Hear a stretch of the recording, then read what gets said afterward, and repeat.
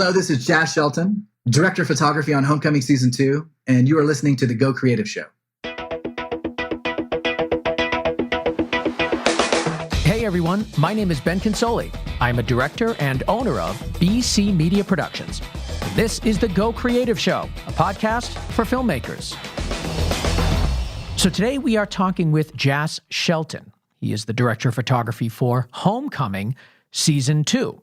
Now, if you guys know this, that have been listening to Go Creative Show for a while, I was obsessed with Homecoming Season 1, and we had Todd Campbell, the Director of Photography for that, on the show to talk about his cinematography and lighting and all that. And you guys should definitely see the show and also listen to that episode. Now, I was given a sneak peek of Homecoming Season 2 because, we wanted to talk about it. I wanted to have seen a few episodes before we had our conversation with Jazz, but the show hadn't been out yet. And I'm telling you, it is everything that I was hoping for. The follow-up is so good. Janelle Monae is the star of this one.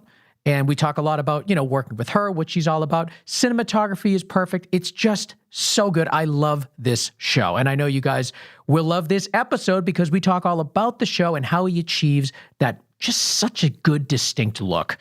All right, let's jump in because there's so much to talk about with Jazz Shelton, the Director of Photography for Homecoming Season 2.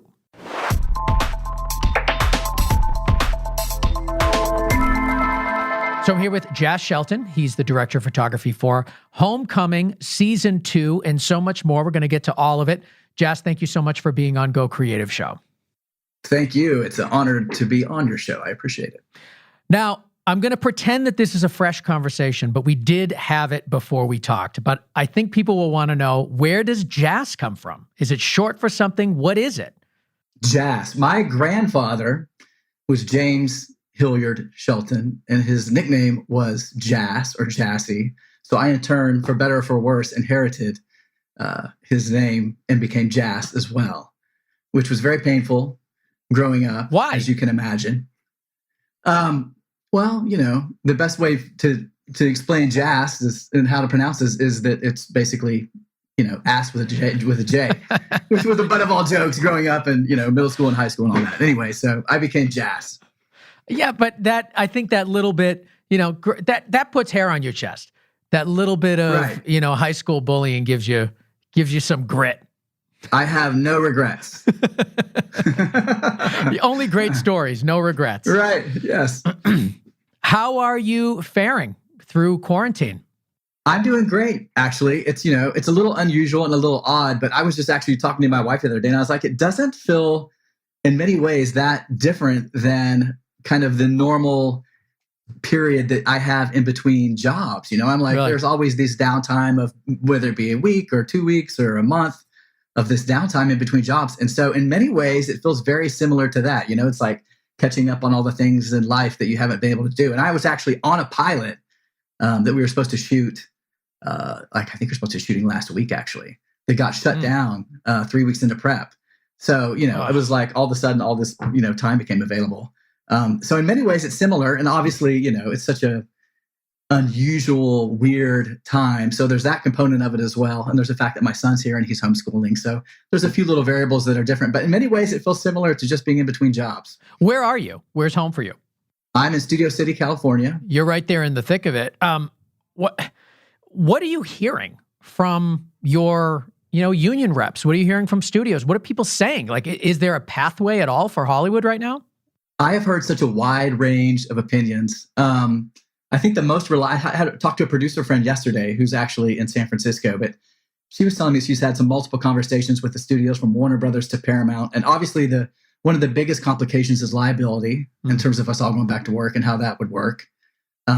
Obviously the procedure for safety on set and the protocols.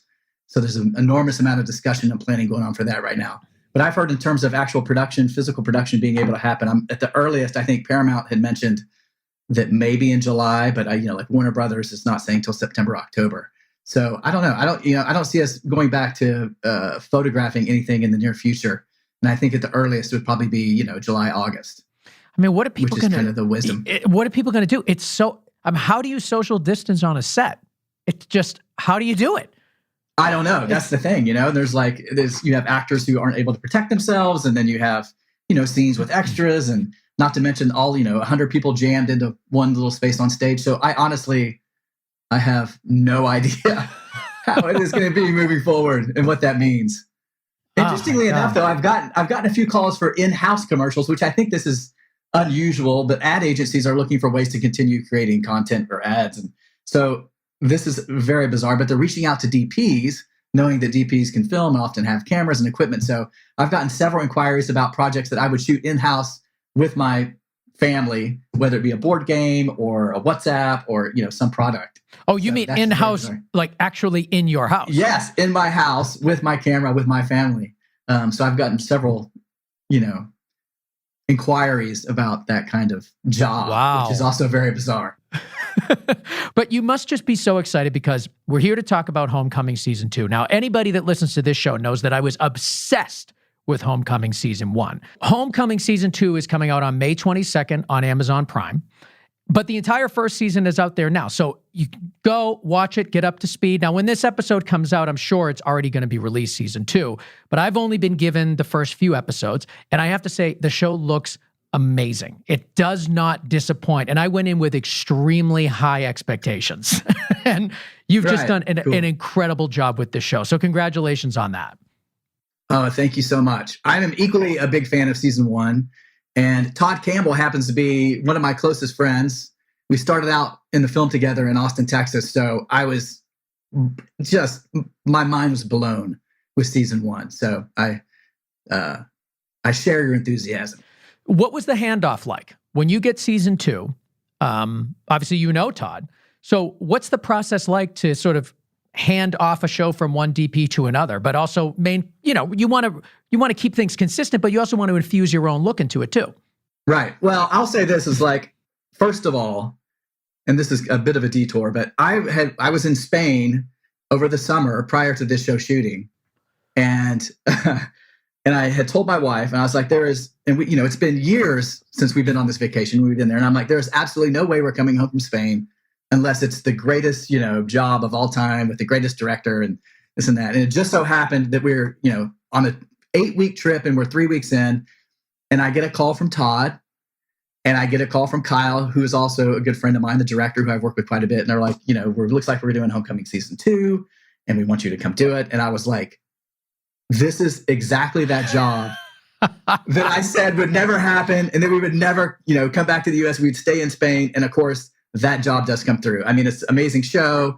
My friend Todd, who shot the first season, did such created such a wonderful world and experience. And of course, Kyle's directing. I was like, it was the perfect storm.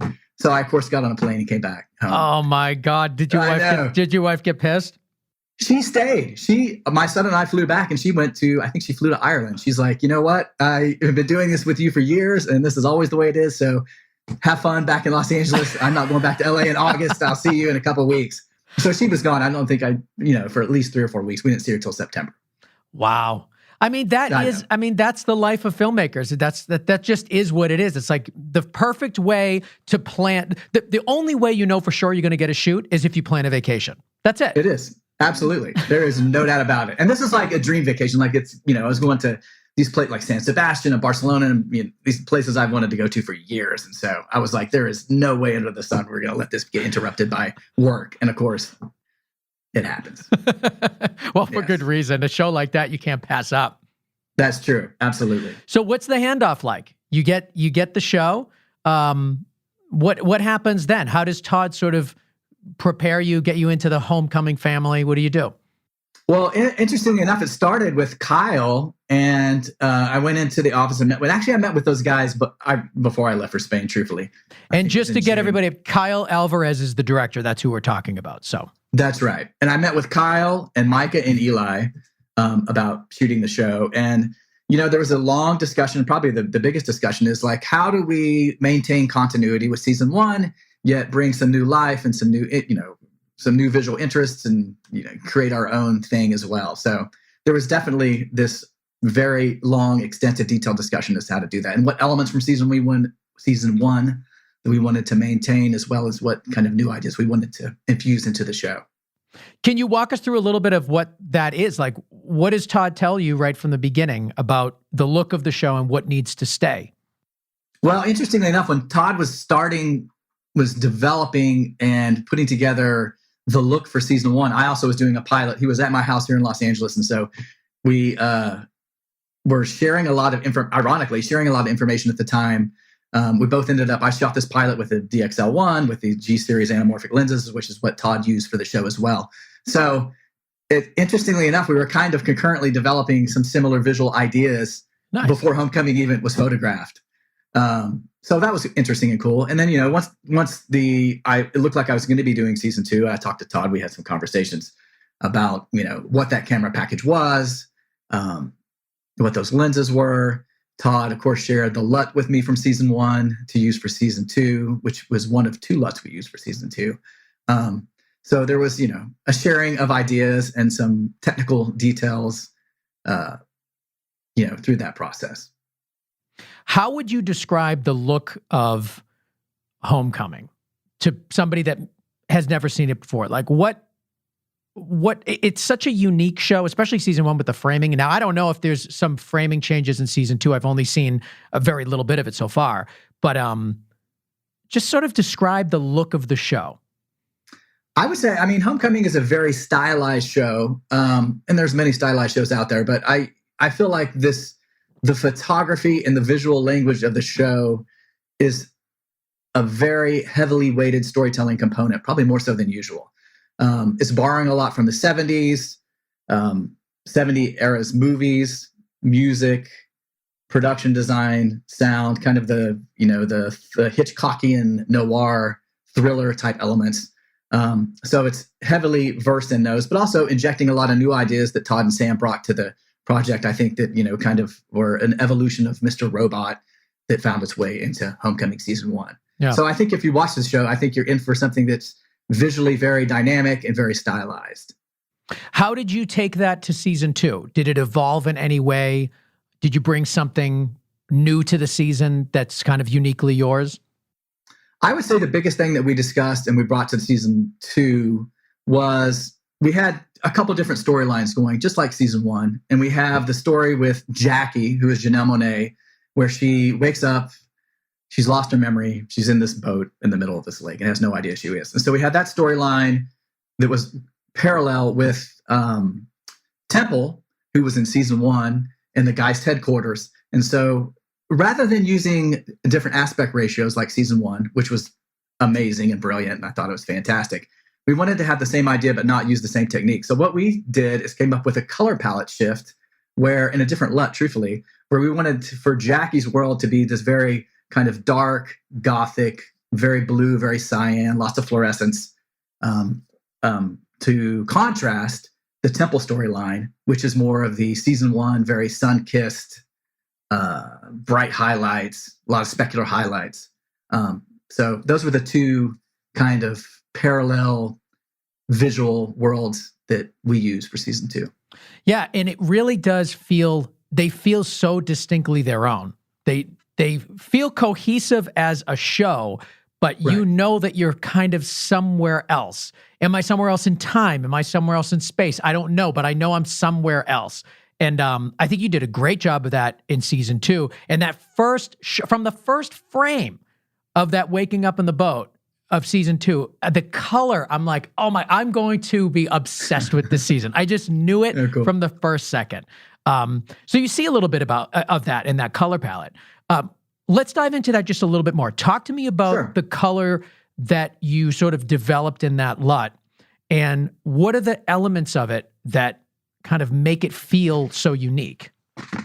My 12-year-old son just mooned me to the window of the guest house office.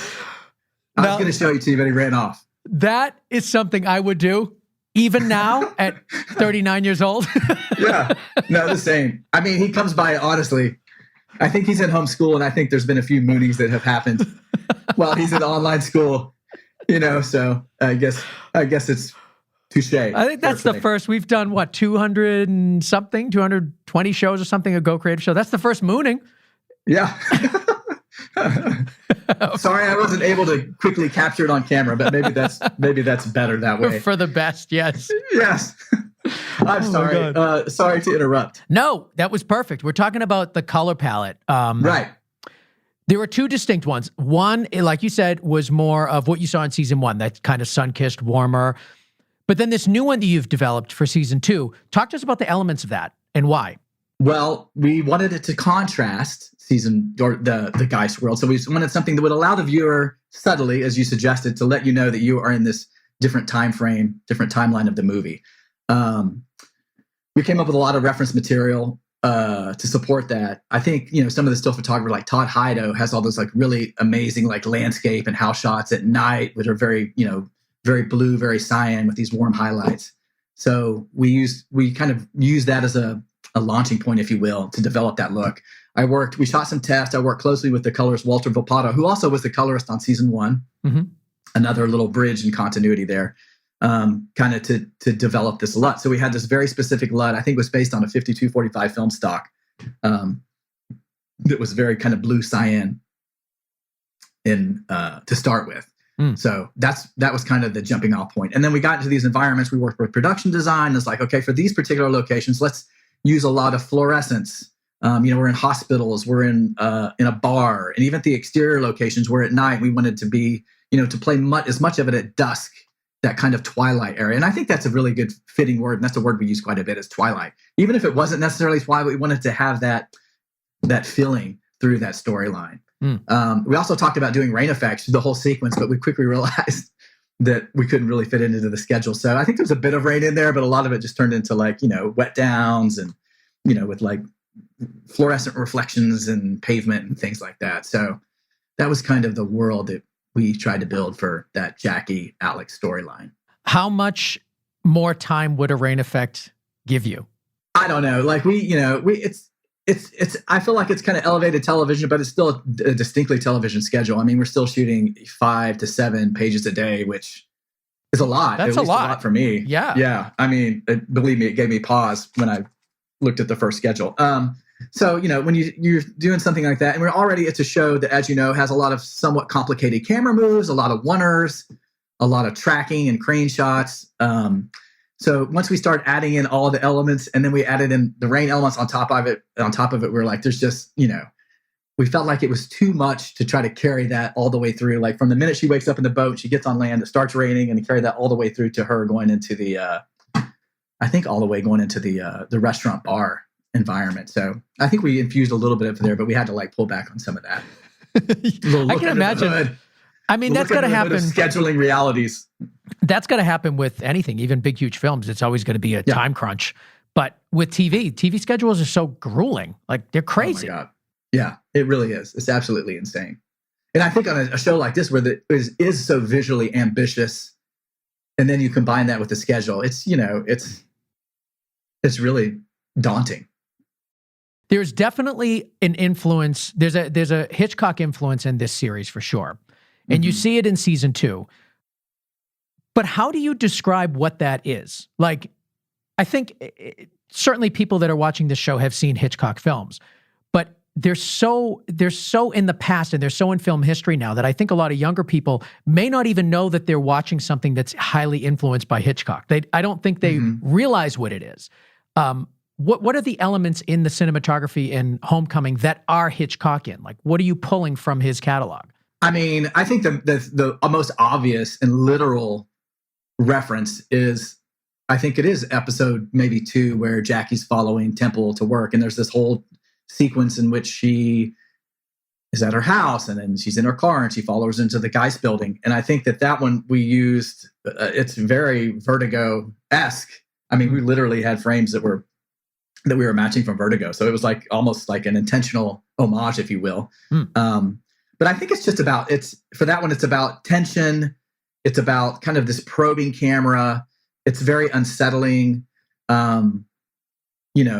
Literally for us in that sequence, it was the juxtaposition of these shots of Jackie driving in the car and going through these different landscapes. I mean, that sequence in Vertigo where I think, I don't know if you know what I'm talking about. It's the sequence where he's following her in the car. Yes. I can't remember the characters' names.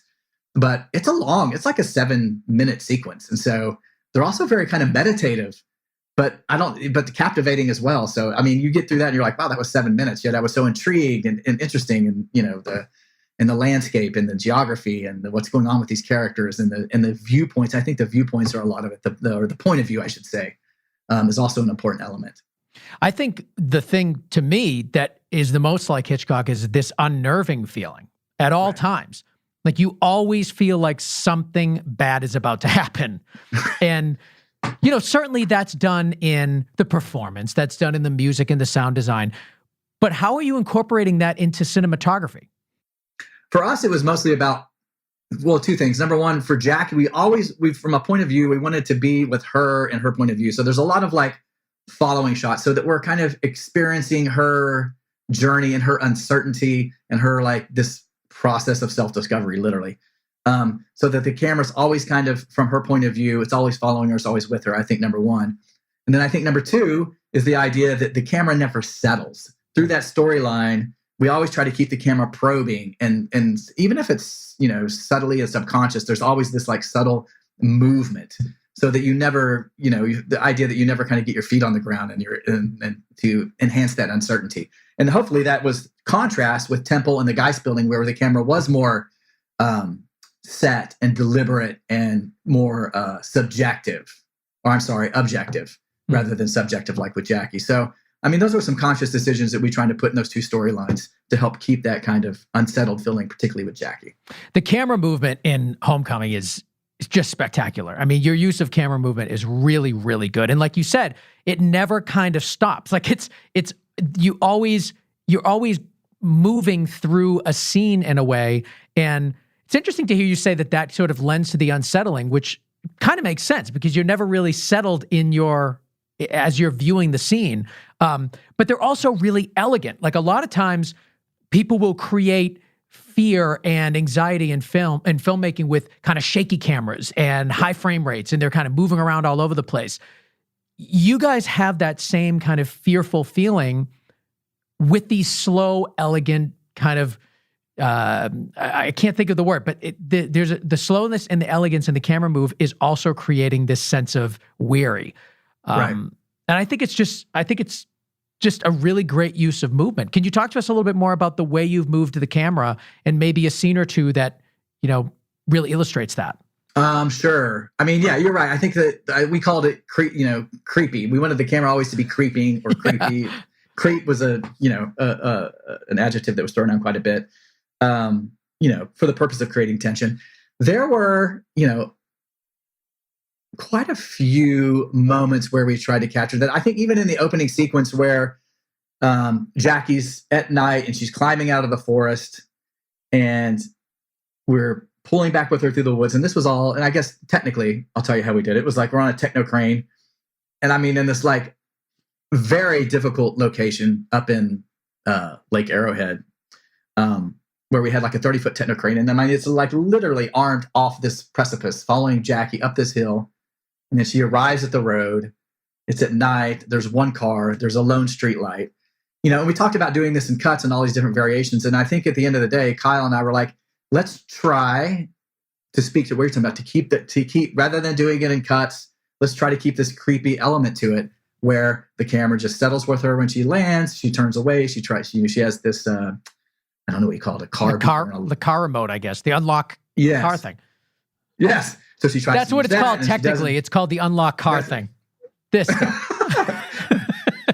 That's about as technical as I get with camera equipment as well. So we're right on course. Bring me the flux capacitor. Exactly. Anyway, so she continues down the road, and then the techno crane. It was on a drivable base. So as she's walking down the road, once again to get into that very subjective viewpoint, we're following with her from behind her. We're seeing what she's seeing. We're experiencing what she's seeing, and we telescope out. And then the camera starts to move on the base. And then as she walks off into the distance, we start to boom up. So, that was one idea where we wanted to, rather than doing it cuts, rather than being handheld, let's just keep this very fluid, very meditative, very creepy camera move that continues. And let's, try to come up with some tools and ways and means of carrying that shot out through the entire sequence. Did you have the techno crane with you the entire series or the entire season? No, we day played it. I mean, I think we of course had it often. I think we had a couple days away, a couple days a week. One thing that we used almost daily, which was a carryover from season one, and something that I gleaned from Todd in our conversations, is we used the Oculus head, a remote head on the dolly, and shot quite a bit of the show on that device. In particular, these kind of flowing and long sequence shots. So that was a heavy lifting device. So hold on, I'm looking it up right now. The Oculus head you just had that on the dolly, so you had control over the pan and tilt and all that. You basically could control it and just use that as that's your crane, the dolly. Absolutely. It was our dolly. Yeah, exactly. And so any tracking shots, and the beauty of the Oculus head is such an amazing piece of equipment, is that often, if we are in, for example, here's a good example, is in the hospital set. Like, we never laid track. And we have all these very long probing 360-degree shots sometimes that are all done with Mark Gellner, super talented operator, tucked away in the corner, and it's just the dolly grip, Kyle Cardigan with the camera, with the head, and able to do these, fairly complex orchestrated moves without the cumbersome of having, track or dance floor or things like that. Watching the first episode, I was thinking to myself, I'm like, okay, I know there's going to be an overhead shot. There has to be. This is Homecoming. There's got to be a cool overhead shot. And you delivered at the end through the hotel when you're going from, I can't remember the room you're going from, but you go from one room to Jackie's room. And like, I just want to talk about the logistics of something like that. Are you on a stage? I'm assuming you have to be in order to have that access. But talk to me about the logistics of one of those really kind of creamy, smooth overhead shots that are sort of like a necessity for Homecoming. Right. Well, I will say this: Kyle Alvarez, which is probably a big part of the reason, or one of the reasons he's doing season 2, is that we've done a couple movies together, and the overhead moving shot is kind of a staple of Kyle's as well. So we have a little bit of a track record in coming into the Homecoming world. But that scene in particular, and I think it's also is part of season 1, is designing the sets, which is a big component to accommodate those type of shots. And of course, they did it on a massive scale for season 1. And this, season 2 is a little bit more on location. It doesn't have the Homecoming facility. But that being said, I think almost every set we had some type of design element that would facilitate us being able to do either overhead shots or tracking shots, some component to facilitate that. And that one in particular, we had, the hotel was designed to accommodate us being able to get a crane in, once again, a techno crane, over the set to allow for us, to do the shot. And once again, we talked about different ways of doing it, whether it be a cable cam or some kind of truss system. But I think in the end, we put a techno crane we built it up on a platform over the set, and simply it was on the zoom lens as well, which added some complication. But to start in the bedroom, come into the bathroom, and then be able to arm in and zoom in at the same time down to Jackie at the sink as she's kind of discovering that this tattoo she has is not real. And so to incorporate, a tracking, a zooming, a booming, and a spinning all into one shot, it's fairly complicated, and on screen you look at it and you're like, oh, it's not that, it's how interesting. But then it's like trying to actually come up with the way to accomplish that shot is, no small feat. But we had an amazing crew to this day, I'm just like, I don't know how they pulled half this stuff off. How much on location work did you do this season? I would say we were probably 2/3 of the time on location versus on stage. Yeah, quite a bit of location work. That's a lot. Yeah. So how do you keep, all the things we're talking about, unique camera movements, interesting shots, all of that. There's going to be so much more limitations on locations than if you build a set to suit. So how are you accommodating for that? Even the location sets, I think there's the Guy's farm, for example, that was on location, but we did build the farmhouse. So I think that there were elements even on practical location that we constructed or crafted or engineered to facilitate those shots. For example, we're on this big farm, with this farmhouse, and we have, I think it's the end of episode 1 where or episode 2, I'm not sure, we're on Guy sees in the farm fields, and we of course, there's Chris Cooper, and we pull back through the farmhouse with him and come out the other side and come up to reveal the big estate of the farm. I think that's the end of episode 1. Is it? Okay. Yeah, because you're I'm looking at it right now, because you're coming through, you go through the 2 doors of the farm, like you're completely go through it. Right. That's not stitched at all, right? Or is it? Or is that one fluid motion? There is one stitch in that shot. I mean, the original idea was we tried to do it in one shot, but to get it's a crane with a zoom and and to get all the way out there from a close up of him all the way to the big wide shot at the end, we ended up doing it. And there's a stitch as you come out the back door to facilitate be able to get the camera back far enough. It's such a cool shot. I'm watching it right now, and it's just such a great way of revealing an environment. It speaks to what you said before of like, how can we tell this in one like creepy, fluid, deliberate shot rather than cuts? And that's another example where the set was designed in such a way to facilitate that shot. So Kyle had this idea of wanting to do this shot, before this place was ever built. We're out in the middle of a pasture, basically, or a field. And so it's like, okay, how can we build this house? And how can we put the camera? And how can we move it through the house? And, you go through all the different options and variables and of how to facilitate that. But yes, there is a stitch, and then the camera pulls out and comes out the back door and booms up. You see the full farm. We've had a lot of our listeners, when they ask questions of our guests, there's a lot of talk about like prep. People in the Go Creative Show audience want to get a better sense of how, DPs at your level are preparing for their shoots.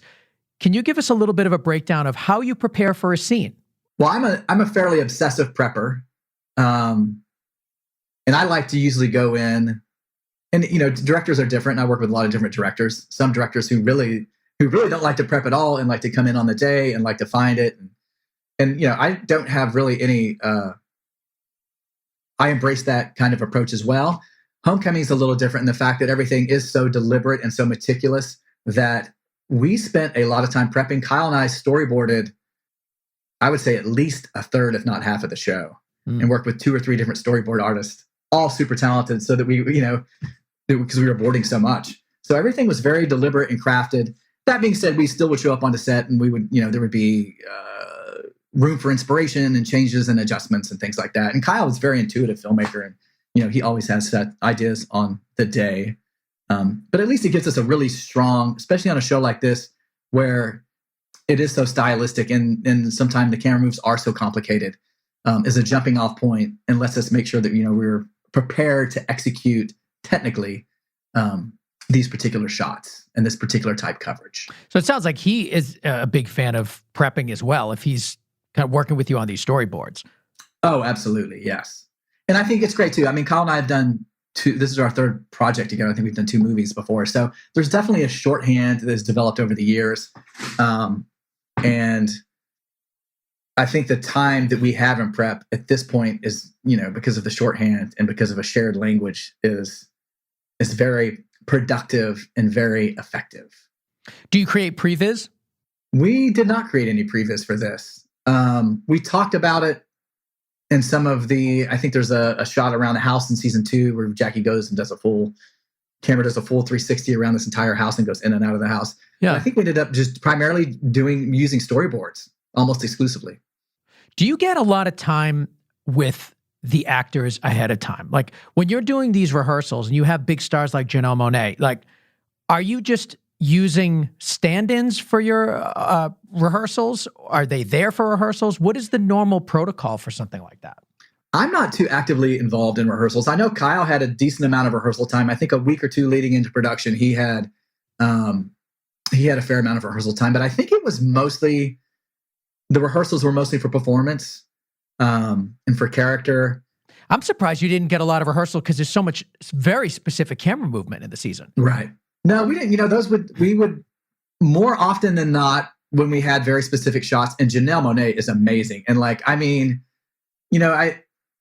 to be able to show up on set and go, we would, talk through what we wanted to do. And she would often come up with ideas and that would add to the shot, take it to the next level, which was just so amazing. But she was so incredibly collaborative and would come in and we would talk through a complicated shot and then she would go, well, what if we did this or that? And we would incorporate it. And then we would rehearse it with a stand-in who was amazing.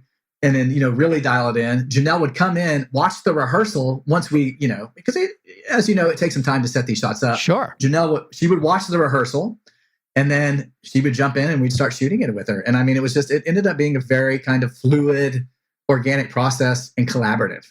And I think that allowed us to get some of the, the more interesting stuff. What's it like working with Janelle Monae? I mean, obviously, I knew her from music first, and I think that was where she started. And it's just so exciting to see her transition into acting. She's so good. Like, she's such a good performer. I've always been a fan of her music regardless, but now seeing her on screen is so exciting. This is the first project I've seen where she's the lead in it. I know she's done other stuff, but this just happens to be the first thing I saw. No, I had a similar experience. I know her music, and she's just such a great personality. And when I heard that she was in this season and the lead of the season, I was like, that Janelle Monae? Like, there was a bit of a confusion. And then I think that I saw Hidden Figures, and she's in Hidden Figures. I don't know if you had the opportunity. I haven't seen it, no, but yeah. She is so incredibly good in that movie. Just incredible. Anyway, she is such a great human being, which, I wish I could say that of all actors, and unfortunately I can't. But she's like,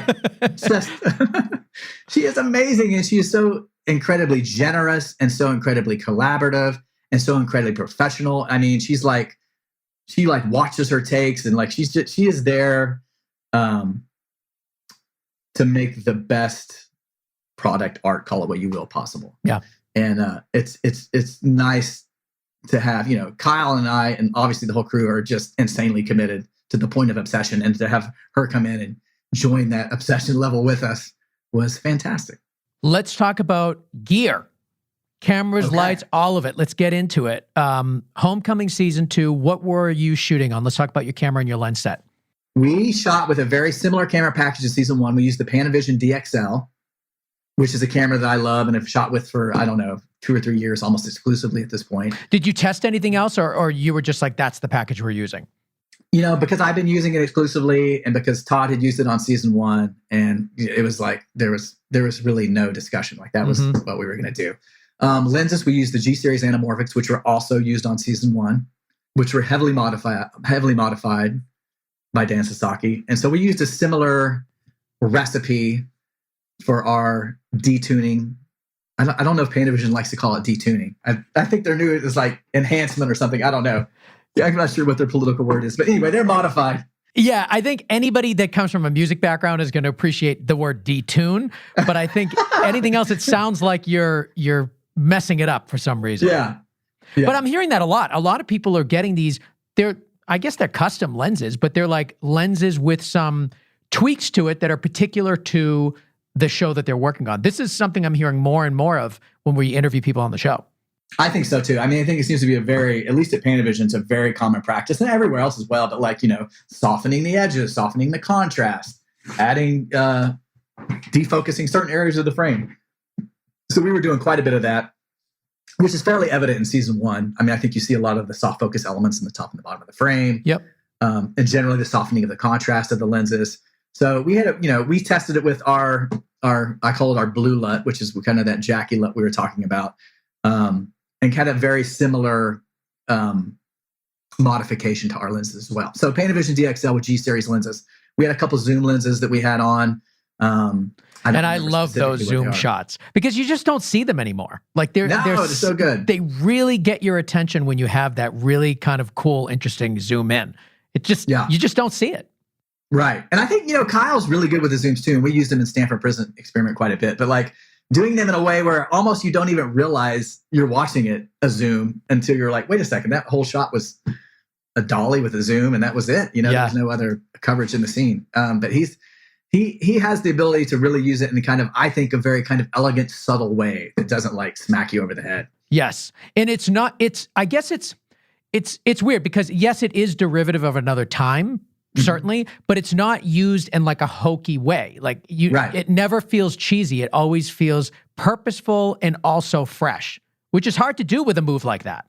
It really is. And that and it's like to take something like that was really kind of like you said, more of an antiquated film language. But they don't, even in Homecoming season 1 and season 2, I feel like it feels very contemporary, which I don't know why, but I agree with you. Good craftsmanship. That's what it is. It's you guys behind the camera making it good. So what was the zoom lens you were using? I don't remember specifically. Unfortunately, I'd have to look at the books, but we had a short zoom that we used, and then we had like an 11:1, like a 48:480, some like ginormous 11:1 zoom as well. And I think the wide one was like maybe a 15:40. Yeah. But we shot primarily on the primes on the G series, and we really only went to the zoom lenses unless we needed the really long focal length, or it was specifically a zoom move crafted into the shot. Did you have a DIT on set with you all the time throughout the entire series? I did. I have a DIT, Brett Sitting, who I've worked with for years, super talented. And I honestly don't know how I would go to work without him being there. It would be tragic.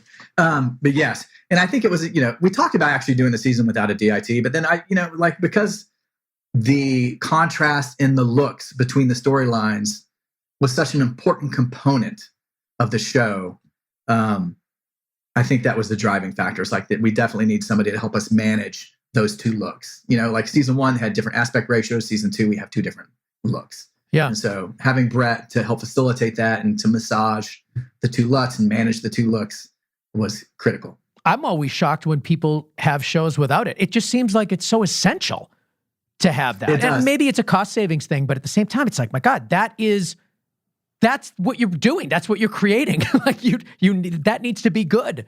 I did a Showtime. No, was it Showtime? No, it was Netflix. I did a Netflix project last year that we ended up not using a DIT for the show itself. And I don't know that I've ever done it. And I was like, well, let's. What was the project? Why not? Let's try it. It was called Mixtape originally, but I think it evolved into, the name evolved into Soundtrack. Okay. And it was interesting from a work experience because it was almost like shooting film in a way, because there is no DIT and you're not using DIT, the tent and the monitors to set exposure and things like that. So, you have this, in essence, one LUT that you're using.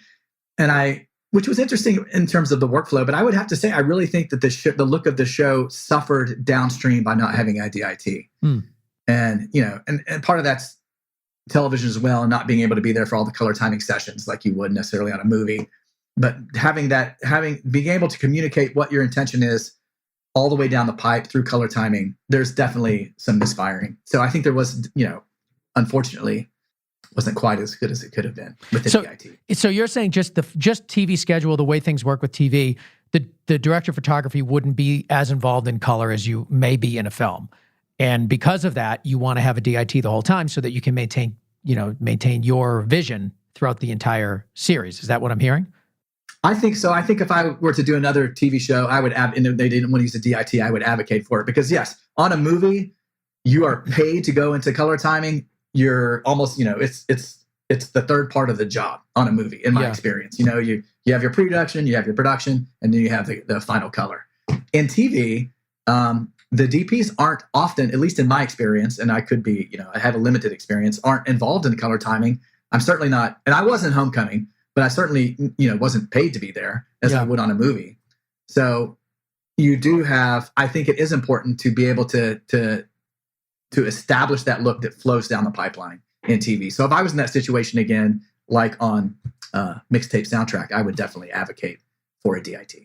Let's talk about the lighting choices for Homecoming. What kind of lighting package were you rolling with on a regular basis? Did you have a particular philosophy that you used in Homecoming throughout the season?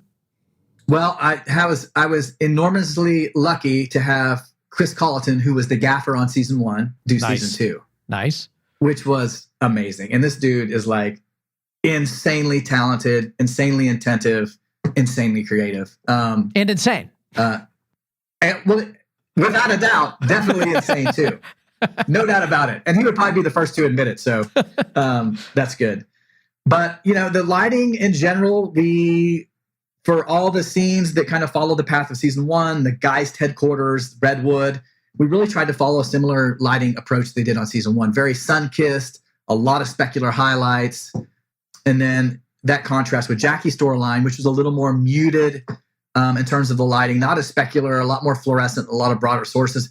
Although we still try to build in a lot of shadow details, like even when, we're in environments like in the hospital, for example, which is, traditional overhead fluorescent lighting. Like we definitely worked hard to turn off lights, build in negative fill to really build in some mood into those scenes. So I would say, the differences are that the environments like Geist that are season 1 definitely have that kind of sun-kissed specular look, but had this more soft yet still moody look to the Jackie storyline. As far as the lighting fixtures, though, what are you heavily relying on LED? Are you using a lot of practicals? Are you using a lot of tungsten? What are you using? Chris has these great, I would say, almost they're LED lights. He calls them pancake lights. I think there's stuff that he's custom made, and they come in various sizes. But in general, they're like a 2x3 LED panel that have a snoot that you can fit grids into, and they're pretty amazing and they're pretty versatile. And you can change the color temperature, if I'm not mistaken, and you can certainly change the intensity. And he has these in all these various sizes. So those were kind of the heavy lifting workhorse of this show. And then aside from that, we used a lot of really big broad sources like 18Ks, whether direct or through diffusion. So I feel like that was it. It was like really big HMI or tungsten sources, 20Ks and 18Ks. And then not much, like you would normally see like babies and tweenies and things like that. So it went from like, big HMIs and big tungsten units to these LED pancake lights and sky panels and things like that. Yeah. So that was kind of the range of what we're using. We used a little bit of most of the time, even if it was, like Walter is in, I don't think this is in the first couple episodes, but he's in like the veteran's office, which is overhead lighting, but also has some light coming through windows. So I felt like even when we were in locations that were very kind of practically lit driven, there was still a lot of supplementation going on, a lot of modeling. I mean, the lighting, in my opinion, is equally as stylized as the camera work is. Yeah. So we tried to maintain that as well. So, we definitely took some creative license with, light, with direction of light and contrast and things like that. So I don't know how natural it appears, but it hopefully at least services the style of the show. Well, I'm looking at the hospital scene right now again, and I mean, you're 100% right. Like, there's a lot of modeling going on in there. Even, it's like you feel that it's top lit. Like you understand where you are. There's nothing about it that doesn't look natural, but it is so much more dramatic than a real hospital would be in its lighting. And I think, like you were talking about the negative fill aspect of it, I guess, how are you molding and shaping light in an environment where it really just naturally would be overhead lights? Like my last interview was Eric Messerschmidt from Mindhunter. Right. And he was like on the complete opposite side of the spectrum, where it's like natural, overhead is overhead, it is what it is. And I mean, that show looks amazing, obviously. Absolutely. But like, he took such a crazy natural approach and sort of flattened everything out, and it looks really good. I feel like you guys have a lot of shape in your light, and even in areas where you think it would be flat, like the hospital, it still has this really great modeling to it. Talk to me about how you're achieving that. Well, practically in that situation, like you have the overhead lighting, which is already built into the set.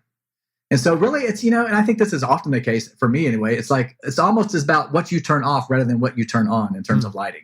So any lights that are in frame are obviously on, and you leave certain lights that are lighting the character on, diffuse them. Like we would for example, if we were to have, a shot of Jackie, for example, what in essence would be a side light, we would heavily put a big diffusion diaper on it. So that in essence becomes our key light. We might supplement it a little bit with something else, like one of these pancake lights. Not pancake, they're waffle lights. And I just remembered waffle lights. So we supplement with a waffle are you just talking about the grid, the waffle grid in front of the light? Okay. I was looking, as you're saying that, I'm looking up pancake light, and there are things that are pancake lights, but you're just talking about there's that waffle grid in front of the source. Well, no, he literally calls these lights waffle lights, and it is like a 1x2 or 2x3. It is like a square light source, like a light panel that's diffused and has a snoot on it that Chris has made. And lights, yeah, and he calls them waffle lights. Anyway, so we would have an overhead source that's heavily diffused with a big diaper on it, and maybe have a waffle light to supplement. And then we would turn off all the lights behind camera and have 4x floppies, 8x solids. Like we would just do everything humanly possible to create shadow side. And I think Chris and I at one point, I think there's a cartoon called Doonesbury, maybe, and I could be mispronouncing it, that is the characters are always silhouetted. And so we always had this idea of like, how can we Doonesbury this shot up or this lighting setup and like create a strong shadow side? So there was the building in the contrast is equally important as like, figuring out where our key light would be and the source of the light and things like that. So it was a conscious effort to constantly trying to build in this like shadow side, silhouettes, things of that nature. I'm looking up Doonesbury comics right here as we're talking, and yeah, there's a lot of silhouette in there. That's it. Yes. Yeah. So I guess at the end of the day, our main lighting reference for Homecoming season 2 was Doonesbury. If you want to tell it like it is, that's the fact. Never would have thought that, but this is hilarious. I love that. Yes. I love that. All right, I got a couple of just very specific questions about scenes in the season. Sure. Episode 2, there's a shot of Jackie breaking into Audrey Temple's home. The camera follows her around the outside of the house. I think you brought it up just as a reference a couple minutes ago. Can you talk to us about kind of how you achieved that shot? I would say one of my first conversations with Kyle about the show, when I met with him, he's like, I want to do this shot that goes all the way around this house, into the house, and comes out in one continuous shot. Yeah. Like it was an idea he had from the beginning, like one of our first conversations. So start with like, what are the challenges to make that happen? I mean, some of the obvious like exposure, reflections, all of those things. Oh yeah. What are you thinking when you try to make this shot? What are the challenges? Well, I would say it was probably, we had more meetings and spent more time on this shot than any other sequence in the entire movie. I mean, because it's obviously a big collaboration with the art department. So practically the shot was done on location and on stage, and we married the shot together. Wow. So it's like, okay, we have this exterior component on location, and we have this house that we're building on set that we're going to be shooting in practically for the show. But then we also have to build it in such a way that we can accommodate this full 360-degree travel around through the house. So it was multiple meetings of heavy collaboration with production designer Nora about how can we build this house. And we ended up designing the house in such a way that the entire kitchen back half of the house was removable. Wow. So we shot in the house for a week, and then at the end of the week, they removed this entire back portion of the house so that as we travel around the house, we can have the illusion that the camera's going inside when actually it's still outside. So it was a very collaborative effort. And I don't know how deep in the weeds you want to go with it, but yes. So it's like the shot starts outside. It's on Steadicam. It drops on a crane. Our Mark stepped off the crane, followed Jackie to the house. And then as she goes into the backyard, there's a gate, this very coveted gate door that she goes through, which was the first stitch that helps us get from being on location to on set. Yeah. And this gate was pivotal because we had to match the exact gate. So there was many discussions of where this gate is and what it is so that we can have the same gate on location, the same one we have on stage. And once she goes through that gate, then we transition through a stitch into our stage location, we broke it up really into two shots. One that gets her as she's kind of going around the house and climbs through the window. And once she goes through the window, then there's a stitch there, almost a wipe as she transitions into the kitchen, in which the camera visually is in the house with her at that point and transitions all the way out. And the reason we broke it into two shots is obviously the choreography of the performance with the actors, also the lighting, like we shifted the lighting both in the shot as well as going from what I call the A side and the B side as she goes into the house. So the lighting kind of, once again, to keep the Doonesbury effect, because we don't want to lose that. So, yeah. As we come around, we change the direction of the lighting so it's more backlit, silhouette, etc. And then there was, as you suggested, many discussions of the windows and how we get through. Certain windows have glass in them, certain don't, because obviously the reflection issues. So I don't know. It's fairly complex. It's just incredible. I'm completely rambling about if it makes any sense, but that's kind of. I'm watching the scene as you talk, and it is just incredible shots like these are always amazing. People love the idea of a one-er shot and what you're able to get done in them, but this takes it to a different level, and it's just absolutely gorgeous. So it's cool to see that it's a combination of on-set and also an actual location, which is it's pretty wild. Yeah. I love stuff like that. And well, also too, I think it's interesting too, like season 1 had these amazing one-ers, and Kyle and I when we started first talking about this, we're like, for us, this is the kind of shot that, a one-er that if you're watching the show, you might not even notice as a one-er. And that's very intentional. It's like, we don't want it to call attention to itself to the point where it takes you out of the story. Yeah. We want to make sure that you're in the moment and the tension that Jackie has by going to this house is maintained. So that was kind of, once again, goes back to our original conversation of keeping this creepy, probing, subjective point of view, and how can we make that fit into this shot. So that was really the directive, not so much as technically being able to pull off this wonder, but how can we sustain this suspense and this tension? Yeah. Well, the series is phenomenal. Season 2 held up all the expectations that I had, and I came in with a lot of expectations. Cool. Homecoming, Season 2, May 22nd on Amazon Prime. Jess Shelton, thank you so much for being on Go Creative Show. Thank you. Thank you. It's been an absolute pleasure. What's next for you? I don't know. We might go back and do this pilot that got shut down. It was for Showtime called Big Deal with Michael Showalter directing. And we were literally 2 weeks out from shooting. So I've heard a few rumors of that maybe coming back this summer and might be doing that. Otherwise, I don't know. I do have this independent movie that I am doing with my longtime friend and collaborator, Lance Larson, called Deadland, which we're shooting on film. It's an independent movie. It's a small budget. It's like, 1.5 million. But we're shooting on 16 millimeter in New Mexico. And we were actually set to shoot that in June. Actors attached, ready to go. And that obviously is getting pushed off, I think, until September, maybe. Anyway, so I'm super excited about that. I co-wrote it with Lance. We're producing it together. And it's going to be a very interesting, unusual. It's like a mixed genre, ghost story, horror story. I don't want to get too much, but I'm very excited about that. Oh, that's awesome. All right. Well, we have that to look forward to as well. Jess Shelton, thank you so much for being on. Stay safe out there. And my God, hopefully Hollywood gets back up and running soon. Thank you. Have a great day. I want to thank Jess Shelton for coming on the show today and talking about Homecoming Season 2. Guys, I'm telling you, watch this show. Season 1 was amazing. Season 2 is amazing. You are going to love it. It's definitely a show for cinematographers, for sure. You guys are going to love it.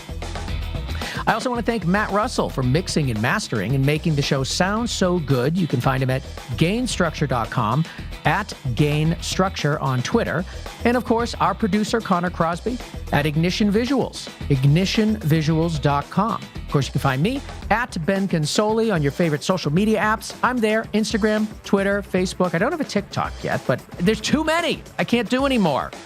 And of course, gocreativeshow.com. For all things Go Creative Show, the show notes from today's episode and all previous episodes, you can subscribe to us there. You can follow us all over the place. It's the place to go. Of course, I want to thank our sponsors, MZ Education for Creatives, and PostLab, stress-free collaboration for Final Cut Pro 10 and Premiere. Without these people, the show wouldn't exist, so please support those that support us, and we'll see you next week on another episode of Go Creative Show, a podcast for filmmakers.